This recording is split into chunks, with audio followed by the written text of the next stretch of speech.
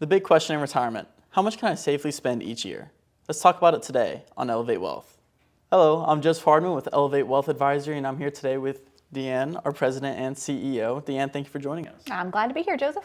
Deanne, I feel like everyone wants a number, just tell me how much I can spend. Yeah, that's a big question is, what's my number? And you hear this on TV commercials and things too, like, do you know your number? It's realistic, right? Because people want clarity, they want to know what to expect. But the reality is your number is going to be very different from your neighbor's number and from your brother or your sister's number. So it really all depends on your lifestyle and your savings rate and what you have built up in that nest egg for retirement.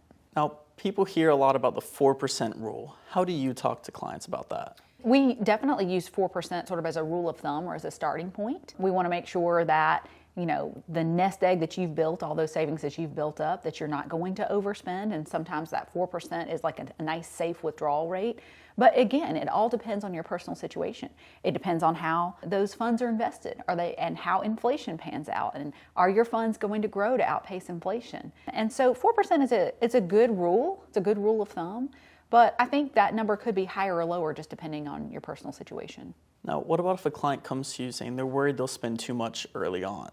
Yeah, I think, that's another great scenario. People, I think, do worry about spending too much early on because when you first retire, there are things you want to do. Things that, travel maybe that you've been planning since your pre-retirement days. Things like that. And so what we want to do is we want to build the plan with guardrails, right? We want to make sure that all the things that you want to do are incorporated into that plan so we know how much you're going to spend at certain phases in life, or at least we're somewhat certain. And then we can make adjustments over time. Maybe there are certain years when you don't need to spend as much.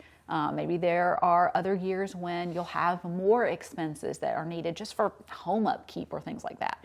So we would just want to make sure that we've planned for all of these contingencies. Like I said, put those guardrails in place, because the last thing you want is to feel like every retirement spending decision is a gamble. You want to have a little bit more clarity on that. I like that, guardrails. If you want to know what a realistic spending plan looks like for you in retirement, visit us at elevate-wealth.com and click Let's Talk. I'll see you next time.